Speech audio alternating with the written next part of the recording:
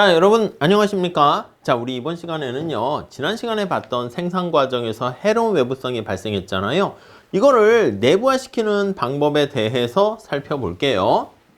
자, 우선 뭐냐면 외부성을 해결하는 방법, 이렇게 해결책 이렇게 볼게요. 기본적으로는 이제 정부가 개입을 해야 된다라는 거에 기반을 두고 생각할 거예요. 그래서 정부가 개입을 합니다. 근데 개입을 하게 되는데 우선 방법 중에서 거기도 있어요. 167페이지에 보시면 굵은 글씨로 밑에 보면 직접 통제하는 방식이 있어요. 그래서 직접 통제하는 방식이 있고, 직접 통제한다라는 것은 뭐냐면 뭐 그런 거 있잖아. 오염물질을 배출하지 마. 얼만큼 배출해. 이렇게 정하는 거야. 자동차가 노후 배기가스를 얼마 이상 배출하는 자동차는 운행 금지 이렇게 하는 겁니다. 그래서 기본적으로 요거는 효과는 확실해요.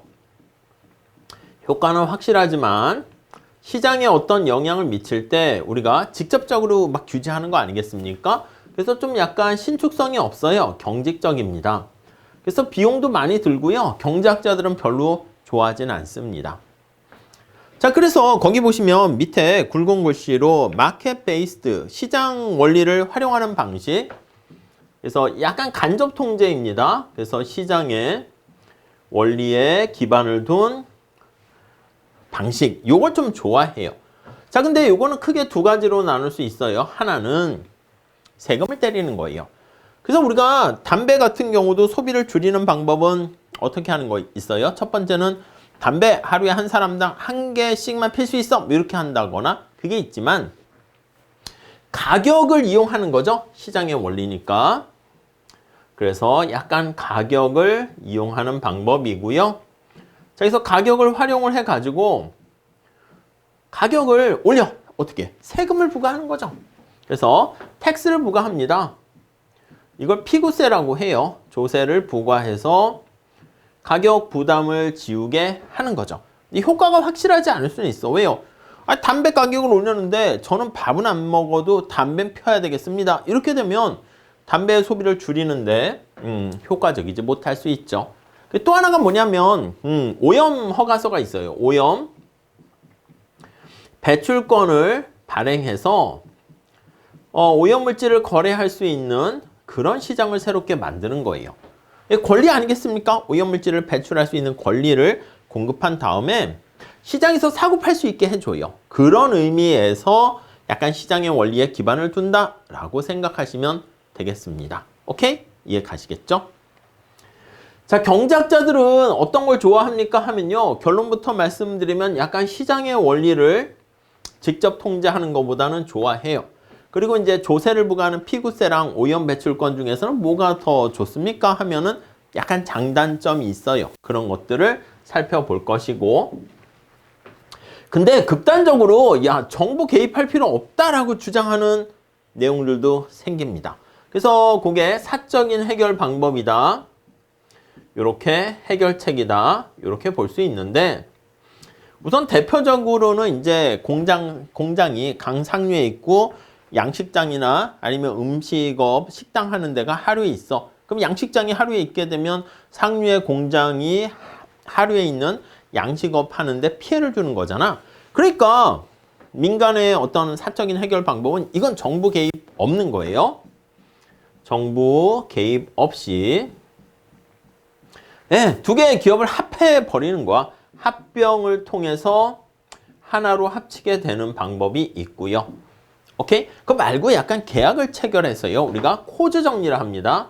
로널드 코즈의 어떤 방법에 의해서 해결할 수 있다. 이렇게 볼 거야. 이 코즈 정리나 합병은요. 사적인 해결 방법이고 정부가 개입할 필요가 없어요. 이렇게 보시면 되겠습니다.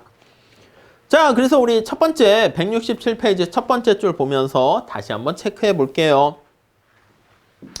자, 세계 여러 나라의 환경 오염 문제가 우리 특히 문제가 됩니다. 환경 오염 문제가 나날이 심각해지고 있는데 외부성이 거기 게재가 돼 있어요. 여기가 바로 외부성과 관련이 있어가지고 해결하기가 쉽지가 않아요. 다른 사람한테 피해를 끼치는 거잖아요. 시장이 자율적으로 이 문제를 해결할 수 없어요. 외부성 때문에. 얘는 환경 문제는 시장 실패로 당사자들이 다 해결하기가 쉽지 않습니다.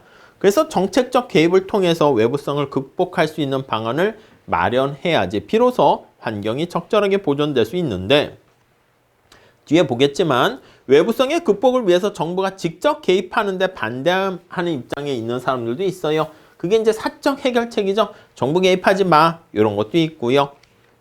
그들은 정부가 직접 개입하는 걸 하지 말고 시장이 이 문제를 스스로 해결할 수 있도록 정부는 그냥 도와주는 역할을 해야 한다, 이렇게 주장하는 일본의 학자들도 있고요.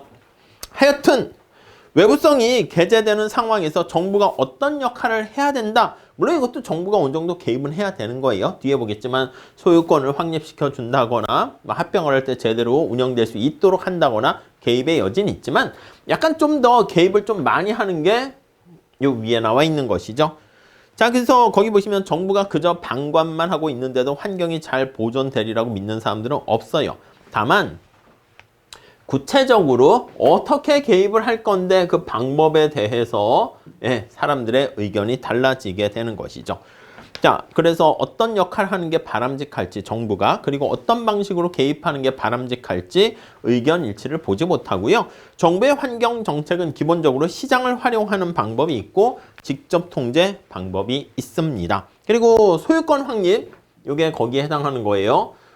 외부성은 이제 환경이라는 게 주인이 없는 거잖아. 그래서 발생하는 거니까 소유권의 확립을 통해서 문제를 해결할 수 있다, 이런 주장까지 나오게 돼요.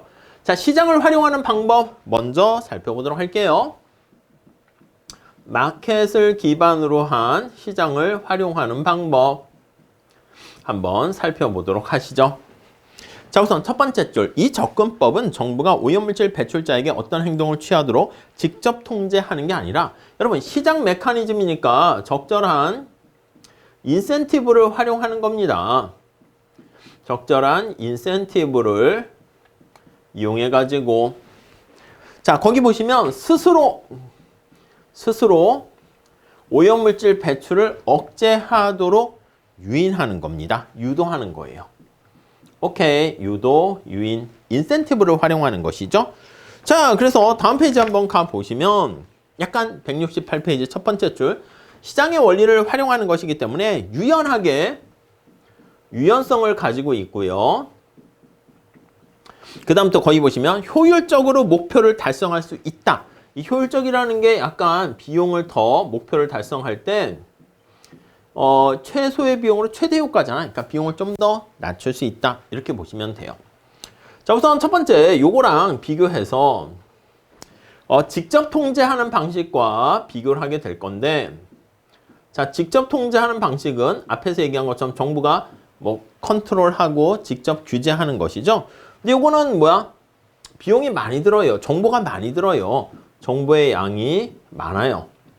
필요도 쓸까요? 필요로 하는 정보의 양이 많아, 이렇게 얘기를 할 수 있게 되는 거죠. 자, 근데 여기서는요, 인센티브를 통해 가지고 그냥 하는 거니까 필요한 정보의 양이, 필요 정보의 양이 작아. 그래서 비용 측면에서 효과적이다, 이렇게 얘기할 수 있다는 것이죠. 자, 더 나가서 만약에 너 계속 오염물질을 배출하게 되면 세금 폭탄 계속 맞을 거야. 그러니까 부담스럽잖아. 그래서 장기적으로 봤을 때 좀 뭔가 오염물질을 정화하는 기술 개발을 촉진할 수 있습니다. 그래서 인센티브가 있는 거죠. 그래서 장기적인 기술과 관련한 개발을 촉진한다. 네, 이렇게 볼 수가 있어요. 오케이, 이해되시겠죠? 자, 그래서 대표적인 시장 메커니즘을 활용하는 방식이 환경세가 있어요. 피구세라고도 해요. 환경을 위한 텍스. 이제 세금 부과한다는 게 좀 부담스러워서 다른 용어 부담금 이렇게 쓰기도 하는데 결국은 세금이지 뭐. 첫 번째 줄 보실까요? 앞절에서 오염물질을 배출하는 기업들이 과잉 생산 경향을 보이는 것은 오염물질이 사회에 끼치는 비용을 자신의 비용이라고 생각하지 않는 거예요. 그러니까 개인에서 생각하는 최적이 앞에서 본 것처럼 개인 측면에서의 최적이 우리가 아까 Q0였죠. 사회적인 측면에서의 최적과 다르단 말이죠. 요거는 Q 스타였습니다. 요거 간에 괴리가 발생하는 거죠. 오케이? 뭐 그래프 통해서 보시고요. 자, 그래서 사적인 측면에서 해로운 외부성이 발생하게 되면 요 개인 측면에서 최적은 바람직한 최적 수준보다 과잉 생산되는 그런 문제에 직면하게 됩니다.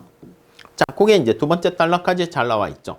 그럼 어떻게 해야 되는데요? 지금 상황에서 요거 괴리가 발생하게 되는 것은 아니 PMC랑 SMC를 비교해 봤을 때 사회적인 비용이 훨씬 더 큰 거야.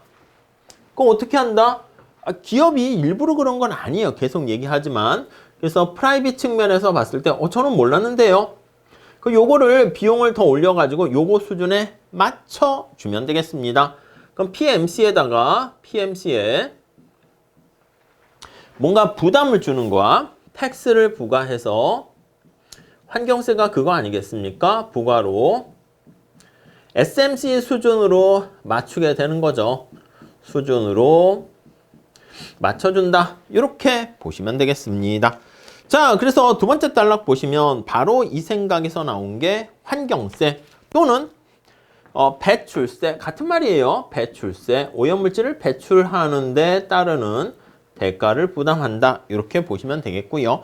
이 아이디어를 처음에 강구에는 아서 피구의 이름을 따서 피구세 이렇게 이름을 부과하게 됩니다. 오케이. 자, 그는 환경세를 피구는요. 환경세를 부과함으로써 가격이 P가 SMC 수준에 딱 맞출 수 있도록 세금을 때리면 되는 건데 자, 그러면 여기 나와 있는 것처럼 아니 텍스를 부과한다 그랬는데 세율을 얼마나 부과해야 됩니까? 요거 우리가 다시 볼 건데요. 세율을 자, 최적 배분 상태에서 그거 보세요. 최적 배분 상태가 Q스타야. 얘가 우리가 최적 배분 상태입니다. 상태에서 거기에 발생하는 사회적인 데미지 있죠? 그 크기만큼 텍스를 부과해야 된다. 그래서 이 스몰 t를 할까?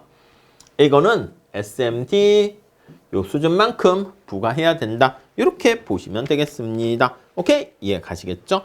자, 그래서 거기 오른쪽에 169페이지 그림이 나와 있어요. 그래서 그 그림을 좀 보시면 될 것 같은데 여기다 그냥 바로 그릴게요. 자, 이게 생산량이 있고요. 거기 나와 있는 PMC가 있죠. 근데 SMC가 이렇게 있어요. SMC. PMC와 SMC 차이가 SMD. 이렇게 된단 말이지. 그래서 수요 곡선이 이렇게 있으면 사회적인 최적 수준은 여기 G점 이렇게 되는 거예요. 오케이? 자, 그러니까 이 PMC에다가 텍스를 부과해가지고요. 얘가 이렇게 평행하게 이동하게 되는데 텍스 크기가 이렇게 된다는 거지. 근데 요 크기랑 제가 그림을 좀 잘못 그려서 그런데 요 크기는 두 개가 똑같아요. 자, 그래서 최적 배분 상태인 Q스타 수준 하에서요. PMC에다가 요 텍스를 부과하는 거야. 이만큼 부과하는 거죠. 색깔을 뭐로 할까? 이만큼이라 할까요? 스몰 t를 할까? 이만큼 텍스를 부과합니다. 이렇게. 이해 가시죠? 이만큼 텍스를 부과하게 되면 얘가 올라가게 되니까 그래서 사적 한계 비용이 이 노란 색깔은 뭐야? PMC에다가 텍스 소문자로 쓸게요. 이렇게 부과한다. 이렇게 보시면 되겠습니다. 자, 그래서 단위당 거기 보시면 환경세율을 그 수준만큼 부과하면 되고요. 우리 밑에 그림 보시면 J와 Q스타 요 크기라든가 아니면 거기 나와 있는 I와 G와 나타나는 요 크기 이렇게 보시면 되겠습니다. 오케이. 자, 그래서 거기 정리하시면 169페이지 마지막 단락 볼게요. 화공약품 한 단위를 생산하는데 J와 Q스타만큼의 길이에 해당하는 환경세를 부과하게 되면 화공약품 생산자들이 인식하는 그러니까 이걸 텍스를 부과하게 되면 공장이 인식하는 사적인 한계 비용이 사회적 한계 비용과 맞아떨어지게 된다라는 것을 알 수가 있겠습니다. 자, 여기서 맨 마지막 제줄에 보시면 경쟁적 시장에서 균형이 한계 비용 곡선과 수요 곡선의 교차점에서 이루어진다는 걸 생각하게 되면 환경세가 부과된 다음에 쥐점 수준으로 얘가 올라가게 되는 것이고요. 170페이지 두 번째 줄 보시죠. 최적 생산 수준에서 한계 피해 요만큼 한계 피해만큼의 환경세를 부과하게 되면 기업이 이것도 하나의 비용으로 생각하면서 자신의 이윤 극대화를 추구하게 되는데 그게 바로 자발적인 사회적 최적 수준과 같아지게 되는 것이죠. 오케이. 그래서 우리가 이론상 환경세, 피해구세는 최적 생산 수준에서 SMD만큼 하면 된다. 이렇게 보시면 되겠습니다. 자, 그런데 환경세 관련해서 몇 가지 얘기를 좀 해볼게요. 자, 환경세 관련해서 이론상 봤을 때는요, 그냥 어렵지 않습니다. 최적 생산 수준을 맞춰가지고 거기에 해당하는 만큼 SMD만큼 텍스를 부과하면 돼 하는데 현실에서 발생하는 현실상 이 문제를 한번 체크해 보도록 하겠습니다. 자, 우선 첫 번째 보시면 두 번째 달랑에 나와 있죠. 자, 두 번째 줄에 이론적으로 최적 배분 상태가 뭔가 잘 알기가 어렵다는 거야. 그래서 이론상 책상에 앉아서 최적 생산량 수준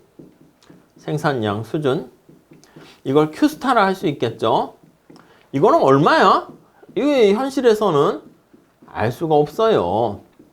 오케이? 요게 이제 첫 번째고요. 그 얘기가 거기 나와 있어요. 아니, 그래서 두 번째 다르게 현실의 네 번째 줄, 다섯 번째 줄 보시죠. 현실에 존재하지도 않는 최적 배분 상태에서 한계 피해액을 미리 알아서 세율을 보내야 되는데 이거 쉽지 않다. 그런 문제가 발생할 수 있고요. 또 하나는 더군다나 환경세가 초과 부담을 유발하는 다른 조세의 부담을 줄여줄 수 있는 것까지 고려하게 되면 사회적으로 최적인 환경세율을 찾는 게 어렵다. 우리가 뒤에 다시 얘기하겠지만 환경세가 세금을 부과하잖아요. 얘도 텍스야. 그 추가적인 초과 부담이라는 말을 써요. 우리가 텍스를 부과하게 되면 사회적 후생 손실이 발생하게 되는 것이죠. 데드웨이 로스가 추가적으로 발생하게 되는데 이것까지 고려하게 되면 좀 만만치 않다는 것이고요. 다음에 또 그 다음 단락 첫 번째 줄 볼까요? 우리가 지금까지 얘기하는 것은 완전 경쟁 시장을 상정하고 있는데 현실에서는 불안정 경쟁 시장 이런 경우가 많잖아요. 철강, 석유, 화학 이런 거요. 완전 경쟁 아니잖아. 불안전 경쟁 시장 상황에서는 좀 다르게 또 접근을 해야 되는 것이죠. 자, 그 정도. 그 다음에 다음 단락 가보시면 더 나아가서 환경세를 누구에게 어떤 방식으로 누구에게 가해자에게 하면 되잖아. 어떤 방식으로 이렇게 부과할 것인가. 법인세 올려 무조건 하기가 쉽지가 않다고요. 그래서 부과해야 되는지도 문제가 되고요. 또 누가 얼마나 부담할지, 어느 정도 책임, 그리고 어느 정도 부담을 지게 되는가, 책임인가, 이거 알 수 없죠, 여러분. 환경오염을 야기한 나라들은 어떻게 보면 기존의 이제 산업 국가인데 그게 지금의 선진국들 아니겠습니까? 니네 미국, 영국 이런 나라들 오염물질의 주범이기 때문에 지구온난화의 주범이기 때문에 니네들이 많이 부담해 이렇게 하는데 측정하기가 쉽지 않죠. 자, 그래서 사회 후생상의 손실 이런 것도 그렇고요. 또 오염물질이 사람들의 건강이라든가 재산상의 피해 이런 것들 그리고 생태계에 미치는 피해 이게 구체적으로 측정할 수 있어야 되는데 측정이 곤란합니다. 쉽지 않습니다. 오케이, 그 정도 보시고 자, 그러다 보니까 이거는 꼭 경제학자들 혼자서만 할 수 있는 게 아니라 생물학자, 의학자, 환경공학자 다양한 분야의 전문가들이 또 다 학제 간의 연구가 필요해요. 다양한 분야의 전문가들이 모여가지고 머리를 맞대야 됩니다. 협의가 필요하다. 요거요. 쉽진 않겠죠. 네, 그 정도 보시면 될 것 같습니다. 넘어갈게요. 자, 다음 페이지 171페이지. 마지막으로 지적해야 할 점은 오염물질 배출자 행동에 적절한 감시가 가능한가? 현실에서 모니터링이 가능한가? 감시하는데 비용이 많이 든다? 이렇게 되면 또 바로 불가능하다 이거 아니겠습니까? 그래서 행정당국의 세 번째 줄에 눈을 피해서 오염물질을 몰래 버리는 일이 횡행한다면 환경세를 부과해도요 별 효과가 없어지게 됩니다. 오케이, 두 번째 단락 보실까요? 지금까지 본 것처럼 환경세를 부과해서 환경오염 문제를 해결하는 시도는 현실에서 이러한 여러 가지 현실상의 문제에 부닥칠 수가 있어요. 그러나 이 외에 다른 방식들도 문제가 있기 때문에 어떻게 보면 상대적으로 어떤 게 효율적인가 그걸 가지고 봐야 되는데 경제학자들은 뭐 에이 그래 이러한 문제점도 있지만 다른 최선의 대안이 없으니까 이걸 차선책으로 호의적으로 평가하기도 한다라고 보시면 되겠습니다. 자, 그래서 거기 다음 단락에 보시면 탄소세라고 하네요. 이산화탄소 해가지고 탄소세 이렇게 해가지고 이산화탄소 배출량을 줄이자 이렇게 많이 하고 있습니다. 유럽의 여러 나라들에서 채택하고 있고요. 지구온난화의 바로 원인이 온실가스 배출을 줄이려는 목적으로 화석 연료에 부과하는 세금 1990년대 핀란드에서부터 시작해 가지고요.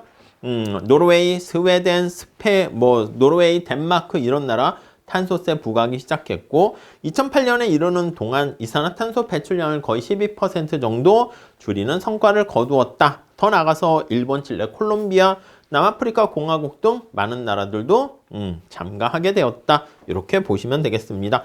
우리나라도 그 각조 19번에 보시면요. 지구온난화 문제를 하려는 국제사회 움직임에 동참하려는 의도에서 2010년부터 탄소세 도입이 검토되었는데 우리 경제에 부담을 줄 수 있다는 우려에 따라서 자꾸 뒤로 미뤄지게 하고 있다. 쉬운 건 아니죠. 넘어가도록 하겠습니다. 자, 그래서 첫 번째는요. 우리가 비구세라고 할게요. 환경세, 오염 배출세 이걸 살펴봤고요. 두 번째는요. 배출권 거래제도, 오염 배출권 이렇게 발급을 하는 거 요걸 볼게요. 근데 거기 보시면 거래라는 게 있잖아. 거래제도. 이렇게요. 거래한다는 측면에서 사실은 시장 메커니즘이야. 오염 배출권을 얼마나 발급할 것인가. 이거는 사실 정부가 직접 수량 통제하는 거랑 비슷해요. 그럼 택시 면허증이라든가 각종 뭐 회계사, 뭐 변호사 자격증 같은 거 할 때도요. 필요한데 그 합격자라든가 택시 면허증 수를 통제한다고. 너무 택시 면허증이 많으면 어떻게 됩니까? 너도 나도 아무나 택시 할 수 있으면 그러면 도로에 다 택시만 그냥 가득 차 있잖아. 그러면 교통체증이 심각해지고요. 만약에 발급량을 너무 줄이게 되면 어떻게 됩니까? 그러면 택시 잡으려고 하는데 카카오 택시로 딱 잡으려고 했더니 50분 후에 택시가 옵니다. 이런 뭐야? 의미가 없어지는 거죠. 그렇기 때문에 정부가 처음에 오염 배출권을 얼마로 할 것인가? 그거는 약간 수량 통제 비슷하게 결정을 하게 되는데 요게 시장에서 거래가 될 수 있습니다. 그런 측면에서 봤을 때 바로 시장 메커니즘을 밑에 깔고 들어간다. 이렇게 보시면 되겠습니다. 자, 여기서 배출권, 에미션 라이트, 권리입니다. 권리. 그래서 말 그대로 권리 아니겠습니까? 이 오염 배출권을 가지고 있는 사람이 어떻게 보면 좀 그런데 당당하게 오염물질을 배출할 수 있어요. 자, 그래서 이 사람들만 배출할 수 있게 허용하는 요게 있는데 정부는 사회적인 관점에서 봤을 때 사회적인 최적 수량이죠. 우리가 Q스타라고 할게요. 사회적인 최적 수량인 Q스타만큼 적절하다고 판단하는 오염물질 배출 수준을 정해 놓고요. 수량만큼 오염물질에 따른 배출량을 통제하게 됩니다. 오케이, 배출량을 통제하게 되고요. 그러니까 이거보다 적절 수준을 정해야지. 이거보다 많이 해도 적게 해도 좋지 않습니다. 그 다음에 또 하나 더 중요한 게 뭐다? 그래서 이게 우리 내가 만약에 택시 운전을 하고 있어. 근데 몸이 아파가지고 택시 운전을 못할 것 같아. 그럼 택시 면허증 어떻게 해요? 그렇지. 딴 사람한테 양도할 수 있어. 거래할 수 있어. 팔 수가 있습니다. 또 마찬가지야. 거래할 수 있다라는 거. 이게 자유로이 맨 마지막 째줄에 교환을 할 수가 있게 되는데 이게 바로 시장 메커니즘과 같은 원리다. 이렇게 보시면 되겠습니다. 넘어갈게요. 자, 다음 페이지 172페이지 가보시면 자, 두 번째 줄 다시 자유롭게 거래될 수 있는 배출권은 그래서 내가 만약에 택시 면허를 할까 말까? 이거 우리 한계 원리에 따라서 우리가 선택하는 거죠. 그래서 오염물질 배출하는 것도 마찬가지입니다. 그래서 거기 보시면 두 번째 줄에 환경에 대한 교환을 한다는 얘기는 진정한 자신의 선호를 반영할 수가 있어요. 이해 가시죠? 시장 메커니즘에서 내가 봤을 때 사과를 내가 먹고 싶어. 사과 먹었을 때 얻게 되는 만족이 1,000원인데 지불하는 비용이 500원이야. 그러면 나는 사과를 사 먹는 거지. 괜히 안 먹어요? 필요 없어요. 그럼 나만 손해라고요. 마찬가지죠. 자, 그래서 진정한 선호를 표출할 수 있도록 유도한다는 측면에서 굉장히 효과적입니다. 오케이? 그러니까 배출권 거래 과정에서 사람들이 환경에 대한 자신의 진정한 선호를 표출할 수 있고요. 그래서 환경 정책과 관련해서 가장 큰 어려움 중에 하나가 환경 보존에 따른 혜택이 공공재 성격이잖아. 그러니까 내가 안 하면 누군가 하겠지. 자꾸 이렇게 되는 문제인데 여기서 배출권 거래 제도는 그런 문제를 해결할 수 있어요. 오케이? 저는 이 오염 배출권 관련해서 설명할 때 이제 매번 생각나는 게 뭐냐면 요즘 학교에서 학생들이 컨닝을 잘 안 해요. 좋은 징조긴 하지. 근데 너무 컨닝이 없으니까 좀 그래요. 저희 때는 너무 안 좋은 상황인데 책상이나 뭐 벽에 다 컨닝 수학 경제학 공식으로 가득 차 있었는데 요즘은 그런 거 없단 말이야. 근데 너무 경제학은 아시겠지만 공식 같은 거 요즘 시대 AI 시대에 암기하기는 그렇잖아요. 그렇기 때문에 뭐 사실은 지금 시험을 보고 하다 보니까 이렇게 막 암기해서 쓰고 뭐 그런 과정을 통해서 얼마나 열심히 했는가 그걸 반영하는 건데 사실 어떻게 보면 쓸데없는 일이기도 해요. 그냥 막 단순히 암기한다는 게. 그래서 가끔 이제 경제학 시험 문제 과목 중에서는 이제 오픈북 같은 것도 해요. 대학원 갔을 때는 뭐 시험도 무슨 2-3시간 보는 게 아니라 그냥 약간 문제 주고 다음 주까지 제출하세요. 그런 경우도 되게 많아요. 근데 이제 보통 그렇게 일주일 시간 줘도요. 잘 안 해. 안 하다가 이제 전날 밤새워가지고 어떻게 겨우 해서 제출하고 그런 일이 발생하게 되는 것이죠. 중간고사 기간이니까 뭐 사실 다른 과목도 뭐 기말고사 기간이나 뭐 다른 과목도 공부할 게 많다 보니까 다음 주에 제출하세요. 연구실 밑으로 시험 답안을 제출하세요. 뒤로 미루다가 막바지에 몰렸을 때 제출합니다. 뭐 대학원 박사과정 가고 하면 어떻게 됩니까? 그때는 오픈북이 아니라 그냥 아예 그냥 1년 동안 이 답을 찾아서 오세요. 막 그런 거 아니겠습니까? 평생 동안. 아무튼 그래서 이 컨닝이 없다는 건 좋긴 한데 너무 없어서 그때 오픈북 하자니 아예 공부를 안 하는 친구들도 되게 많아가지고 그때부터 막 이렇게 책을 사가지고 하는 경우가 있어서 컨닝 쿠폰을 발행하는 거야. 가끔 퀴즈대회 보면 지인 찬스라든가 뭐 그런 거 있잖아요. 그래서 컨닝 쿠폰을 발행해가지고 내가 장당 컨닝 쿠폰 2장씩 하나씩 발행하면 그거 하나 있을 때 내가 1분 동안 잠깐 책을 참고할 수 있는 어때요? AI한테 물어보면 안 되고 아무튼 그렇게 책을 볼 수 있는 그런 걸 제공했다 할게요. 그럼 만약에 학생들 100명이 있는데 컨닝 쿠폰을 제가 2장씩 하니까 좀 200번에 총 뭐 한 컨닝 쿠폰 하나당 1분이니까 200분에 컨트롤 할 수 있게 되는 거죠. 처음에 수량을 통제할 수가 있어요.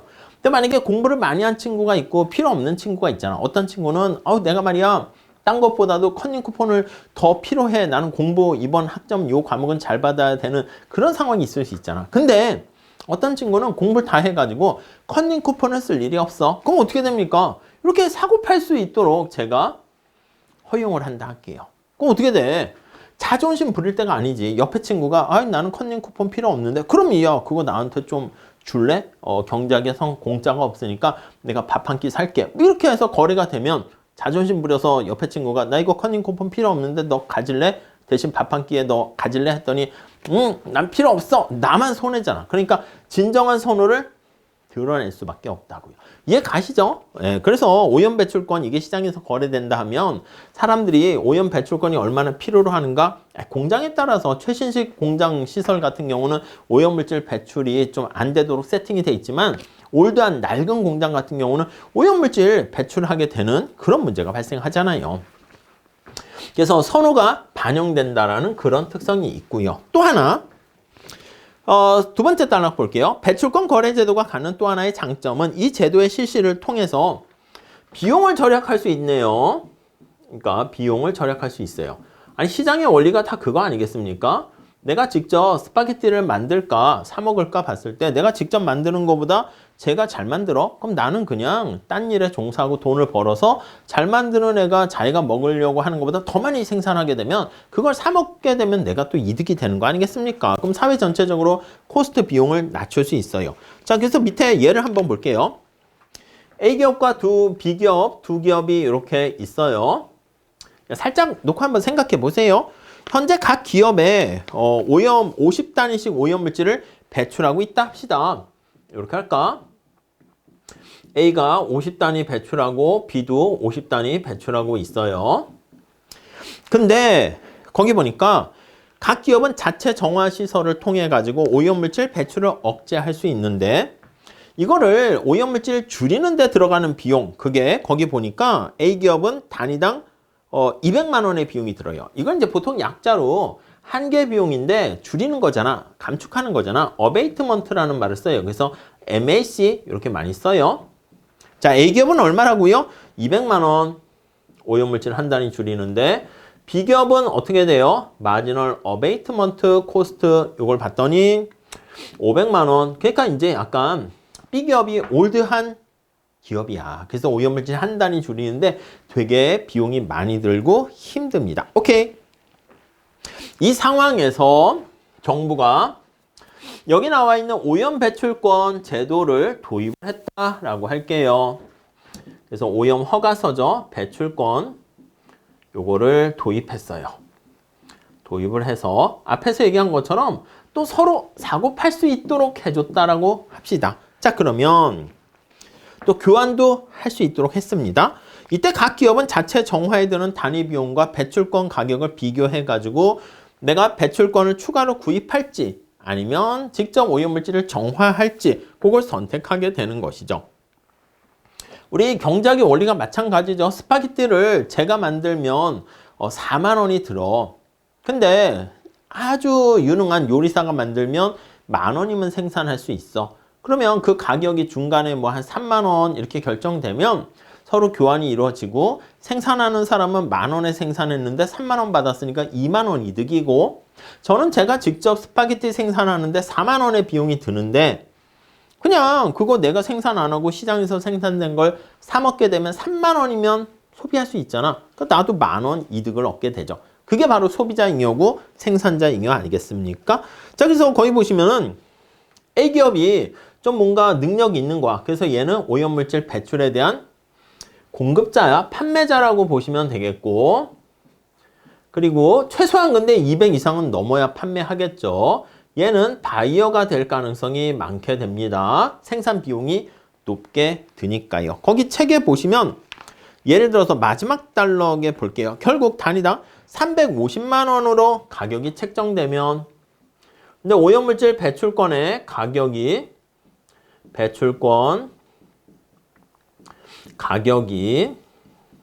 요 중간에 해당하는 350만 원 이렇게 책정됐다라고 합시다.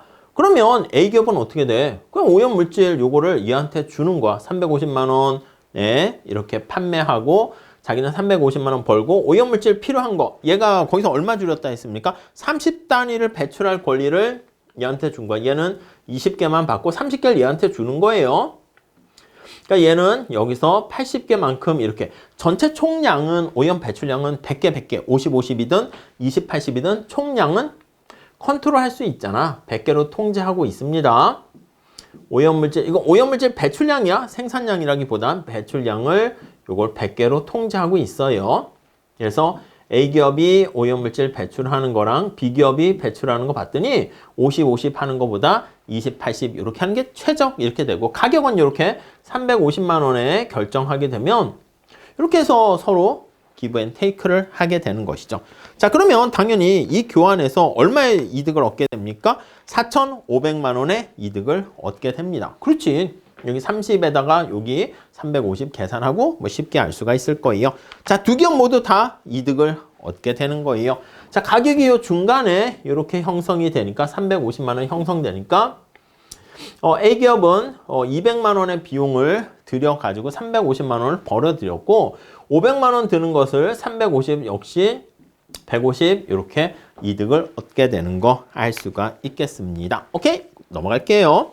자, 173페이지 가보시면 여기서 중요한 거는 이와 같은 교환을 통해서 이 전체적인 총량을 이렇게 그대로 컨트롤할 수 있다라는 거. 어떻게 보면 수량 자체를 통제하면서 좀 더 오염물질을 어베이트먼트 감축하는 데 비용이 작은 기업에게 좀 더 많이 야, 오염물질 네가 줄여. 이렇게 주장을 하게 되는 거죠. 우리 이거 약간 독점 시장도 마찬가지야. 다공장 독점하고 똑같은 얘기로 보시면 되겠죠. 넘어갈게요. 그거는. 자, 그래서 173페이지 세 번째 줄 보시면요.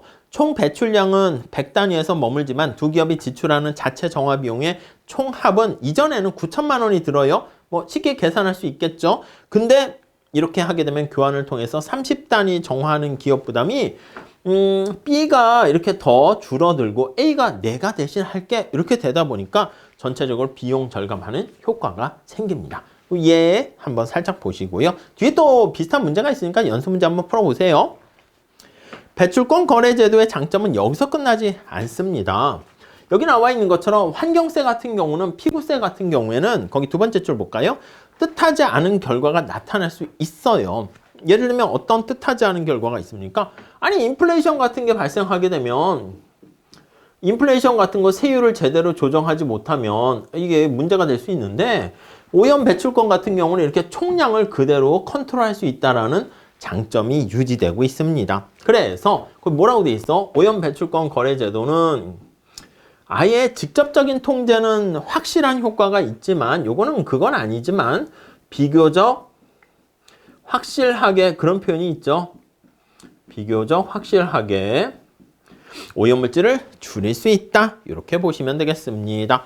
자, 그래서 그 다음 줄 보시면 환경세 제도는 두 번째 달랑 네 번째 줄 유인 구조만 개선하고 나머지는 시장에 의해서 해결하는 방법을 사용하는데 그래서 오염물질 배출량을 마음대로 통제할 수가 없어요. 근데 배출권 거래 제도는 오염물질 양을 이렇게 통제할 수 있다는 장점이 있고요.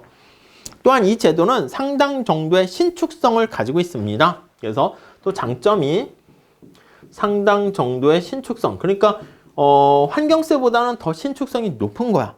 거기 나와 있는 것처럼 경제 변화에 대해서 쉽게 대응할 수가 있어요. 인플레이션 그게 발생하게 되면 적응을 위해서 세율을 적응을 위해 환경세 같은 경우에는 세율을 조정해야죠. 세율을 조정해야 되는 그런 문제가 발생하는데 여기는 그럴 필요가 없죠. 오케이.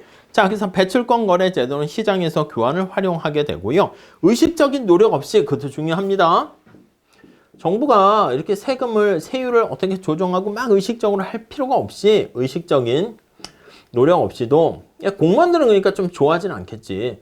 자기가 오염물질을 배출한 다음에 신경 쓸 일이 없어.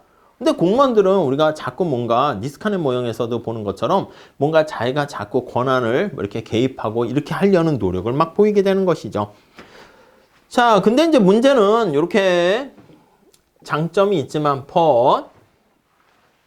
단점이라고 할까 그런 게 있을 수도 있습니다. 첫 번째는요. 무엇보다 문제가 되는 것은 제도 시행 초기 시행 시 오염물질을 오염 허가서를 어떻게 발급할 것인가 그 문제가 있어. 아니 처음에 시작할 때 기업에게 똑같이 n분의 1로 나눠줄지 기업의 규모에 따라 나눠줄지 애매해요. 그래서 오염 허가서 분배 방법에 따라서 분배에 문제가 발생합니다. 그리고 이제 이 분배의 문제는 뭐냐면 아니 기존에 있는 사람들은 공짜로 받았어. 윈드폴이라고 합니다. 근데 나중에 진입하는 기업은 오염물질 여기 나와 있는 이 문제 이거 오염 허가서를 구입해야 될 수도 있잖아. 그러다 보니까 하나의 이권이라고도 할 수 있는데요. 거기 이권이라는 단어 있죠. 공평한 기준에 의해서 분배되지 않으면 복잡한 그런 문제가 발생할 수가 있게 됩니다. 오케이? 그 정도. 그리고 뜻하지 않게 경쟁 질서를 해칠 수 있어요. 그래서 의도하지 않게 경쟁의 질서를 해칩니다.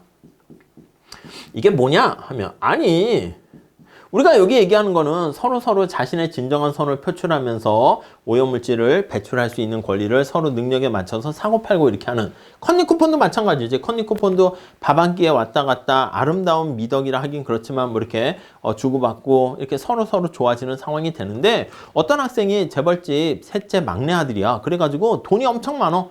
그 친구가 오더니 앞에 딱 나와서 얘들아 나한테 컨닝 쿠폰 한 장당 100만 원씩 내가 쳐줄 테니까 나한테 팔어. 이렇게 되면 어떻게 돼요? 모든 학생들이 걔한테 컨닝 쿠폰 다 파는 거야. 밥 한 끼 문제가 어디 있어? 컨닝 쿠폰 필요한 친구는 어떻게 돼요? 컨닝 쿠폰 구하러 다니지 않고 아 됐어. 이 과목은 나 포기야. F 받고 재수강 할 거야. 이러면서 다 그 친구한테 팔면 200만 원 벌잖아. 그러니까 뭐라고 할까? 경쟁 질서를 해치는 싹쓸이? 아무튼 이게 모두가 다 가져가서 이제 신규 기업들은 진입하려고 할 때 컨닝 쿠폰이 있어야 돼. 오염 배출권이 있어야 되는데 아니 재벌 돈 많은 애들이 그 싹쓸이 하게 되면 신규 진입 장벽을 형성하게 된다고. 진입을 못해요. 새로운 이걸 구입해야 되니까 구입을 하지 못하도록 만드는 진입 장벽으로서의 역할을 하게도 된다. 이렇게 보시면 되겠습니다. 맨 마지막 zet줄에 어떤 기업이 이 산업에 진입하려고 하는데 원천 봉쇄야, foreclosure라는 말을 쓰기도 해요. 배출권을 구입할 수 없으면 진입을 포기할 수밖에 없는 점, 그걸 악용하기도 한다. 이렇게 보시면 되겠습니다. 오케이? 자, 그 다음 추가적으로 몇 가지를 더 볼게요. 다음 페이지 가보시면 아니 시장에서 이게 교환과 거래가 이루어지려면 참가자가 되게 많아야 되잖아. 근데 첫 번째 줄 배출권 거래에 참여하는 시장의 참가자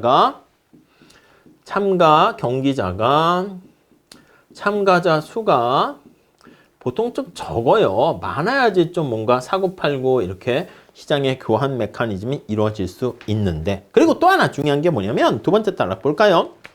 배출권이 유효한 지역의 범위와 오염물질에 영향을 미치는 지역이 달라요. 그래서 거기 보시면 벤젠 같은 게 그렇다는데 혼합의 문제야. 완전 믹스되는 혼합이 되어야 되는데 혼합이 되지 않는 문제가 생깁니다. 여러분 생각해 보세요. 아니 택시 면허증을 발급할 때 그냥 전국 단위로 하는 게 아니라 서울의 면허증 얼마, 경기도 얼마, 뭐 경상도, 전라도 얼마, 뭐 지역마다 이렇게 발급한다고. 만약에 그냥 발급했더니 아이고 저기 뭐 경상도에 내가 택시 면허증을 갖고 있는데 이걸 갖고 전국에서 다 쓸 수 있으면 경상도에 사람이 없으니까 이거 손님 별로 내가 택시 이용하는 승객이 별로 없군. 서울로 가야지. 또 전국에 강원도, 충청도 할 거 없이 전부 다 택시 면허증 가지고 있는 사람이 서울 수도권에서 운행하게 되면 정부가 생각한 거와는 다르게 총량은 규제했는데 어느 한쪽에 모이게 되면 거기서 엄청난 병목 현상과 교통 혼잡이 벌어질 수 있잖아요. 골고루 적절하게 분포가 돼야 되는데. 그러니까 마찬가지야. 벤젠 거기 보시면 나와 있는데 벤젠이 공기 중에 잘 안 섞인대. 그래서 원래는 이렇게 섞여서 요만큼 발급해서 골고루 이렇게 섞이면 요 정도 오염 배출권 허락하면 되겠군. 이렇게 생각을 했는데 벤젠 같은 경우에는 공기 중에 잘 섞이지 않아서 배출이 일어난 지점의 주변에 오염도가 특히 높아지는 거야. 여기 했는데 여기에만 그냥 온도가 막 올라가는 거야. 딴 데로 퍼지지가 않는 거야. 그러니까 내가 생각했던 거는 거기 나와 있는 것처럼 오염물질이 유효한 지역은 연두 색깔로 했는데 실제 영향을 미치는 지역이 이렇게 돼버리면 두 개가 미스매치 되면 저쪽에서는 엄청나게 많이 모여서 오염물질이 제대로 해결되지 않는 문제가 생길 수 있습니다. 오케이, 그런 문제가 있고요. 거기 다음 단락에 가보시면 6번째 줄, 7번째 줄에 완전 혼합, 믹싱이 제대로 안 되는 문제다. 이렇게 얘기하고 있습니다.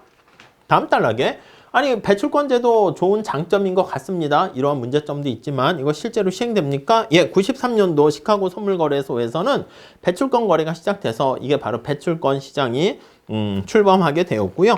미국은 산성비라든가 95년서부터 또 배출권을 보유하고 있는 경제 주체들만 아황산 가스를 배출할 수 있도록 석탄을 많이 사용하는 전력회사들은 또 이 주요 거래자로 참가하고 있다라는 게 거기 나와 있습니다. 다음 페이지 가보시면 175페이지 최근 들어서 황산가스 배출권 시장보다 좀 더 활발한 움직임을 보이고 있는 게 온실가스 배출권 시장이래요. 근데 이거는 지구온난화 문제는 어떤 한 나라 혼자서 해결할 수 있는 게 아니잖아요. 그래서 세 번째 줄 가보시면 전 세계 공조체제가 필요해서요. 97년도 교토의정서에 합의하게 되면서 점점점 우리나라뿐만 아니라 이렇게 막 가입을 우리나라도 밑에 보시면 2015년에 가입하게 되었는데 이제 사실 이런 협조가 잘 이루어지진 않죠. 요즘은 세계화, 환경, 됐어. 그런 거 다 필요 없고 우리만 잘 살면 돼. 약간 그런 상황으로 가고 있습니다.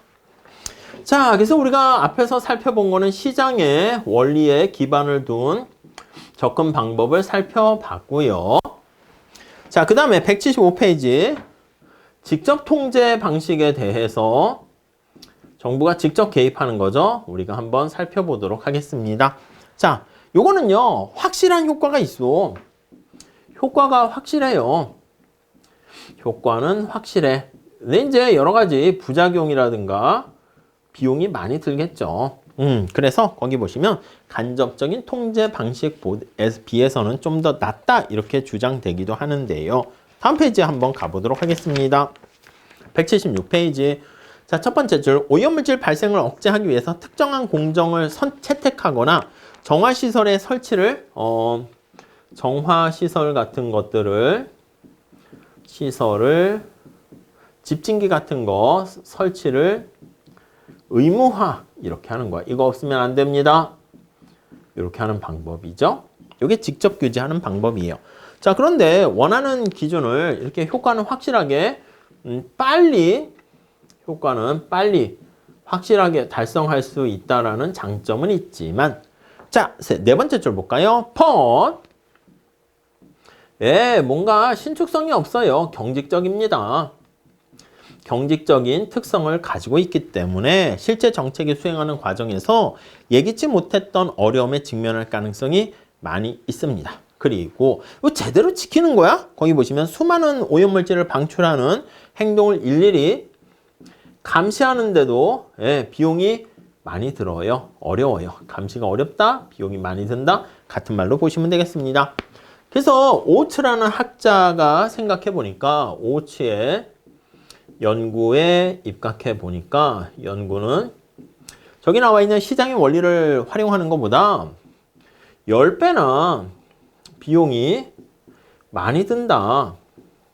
비용이 크다. 이런 연구도 거기 나와 있습니다. 그래서 직접 통제 방식은 나름대로 효과는 있긴 하겠지만 이렇게 경직적이고 감시하는 비용이 많이 들어서 우리가 상대적으로 비효율적이다. 이렇게 얘기할 수가 있겠네요. 오케이, 그 정도 봐주시면 되겠습니다. 그래서 경제학자들은 시장의 원리를 활용하는 배출권 제도라든가 환경세를 좀 더 좋아한다. 이렇게 정리를 하시죠. 자, 이렇게 보시고요. 우리 오염물질 해결하는 방법, 외부성을 해결하는 생산 과정에서 해로운 외부성이 발생했을 때 해결하는 방법에 대해서 봤고요.